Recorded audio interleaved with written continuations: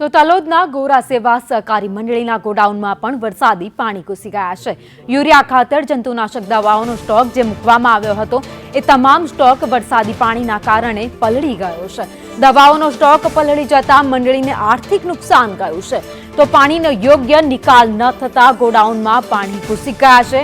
પાણી ઓસરવાનું નામ નથી લઈ રહ્યા, જેના કારણે જે તે તમામ સામાન પડ્યો હતો ગોડાઉનમાં એ બધો જ સામાન પલળી ગયો છે।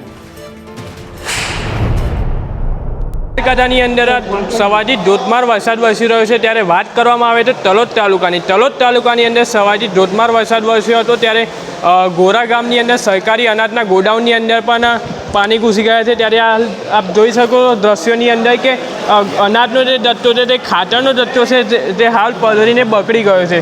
ત્યારે હાલ તંત્ર દ્વારા અહીંયા કોઈ પણ કાર્યવાહી કરવામાં આવી નથી અને ગામજનો દ્વારા હાલ જેસીબી બોલાવીને આ પાણીનો નિકાલ કરવાની ચાલુ રહ્યો છે। ત્યારે આપણી સાથે અહીંયા તલાટી ઉપસ્થિત છે, તેમની સાથે વાત કરીશું।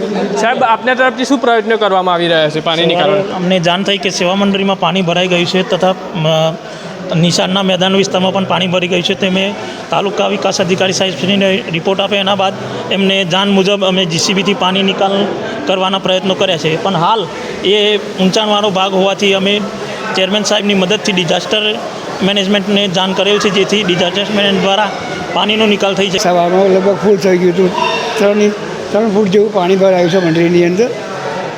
કેટલું નુકસાન થયું છે? લગભગ 4 લાખ જેવું નુકસાન અમને થઈ છે અંદાજે। તો આ હતા મંત્રીના ચેરમેન તથા અત્યારે હાલ આપ પાછળ જોઈ શકો છો કે કેટલું નુકસાન થયું છે। અહીંયા જે બધા કટ્ટા મૂકેલા છે તેની અંદર પાણી ઘૂસી ગયું છે અને હાલ તંત્ર દ્વારા પાણી નીકાળવાના પ્રયાસો હાથ કરવામાં આવ્યા છે। જીલ રાવલ, સંદેશ ન્યૂઝ, સાબરકાંઠા।